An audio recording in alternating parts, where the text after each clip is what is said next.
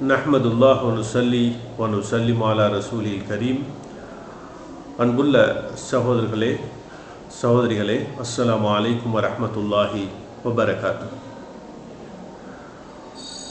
ஒரு மனிதன் தனது கக்கத்தில் உள்ள முடியை அகற்றுவது சம்பந்தமாக இஸ்லாம் எவ்வாறான நிலைப்பாட்டை கொண்டிருக்கிறது என்பதை நாம் விளங்கிக் கொள்வோம்.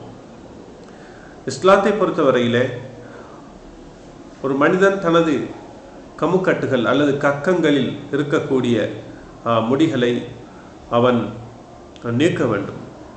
அது அந்த முடிகள் வளர்வதால் அதிலே அசுத்தங்களும் வியர்வைகளையும் தங்கியிருப்பது மாத்திரமல்ல, துர்வாடையை ஏற்படுத்துகிறது. இந்த மனிதனுக்கும் மற்றவர்களுக்கும் தீங்கை ஏற்படுத்தக்கூடியதாக இருந்து கொண்டிருக்கிறது. எனவே அதனை சுத்தமாக வைப்பதிலே நாங்கள் கவனம் செலுத்த வேண்டும். அந்த முடிகளை நீக்க வேண்டும். அந்த முடிகளை நீக்குவதை பொறுத்தவரையிலே அந்த கக்கத்தில் உள்ள முடிகளை பிடுங்குவது நல்ல வழிமுறையாக இருக்கிறது.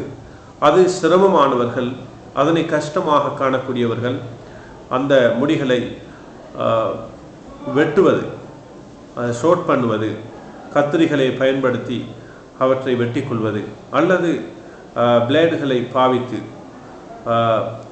அந்த பிக் ரேசர்கள் போன்ற அல்லது அது போன்ற சாதனங்களை பயன்படுத்தி அந்த முடிகளை வலித்து கொண்டு அதனை சுத்தமாக வைத்து கொள்வதற்கு முயல்வார்களாக.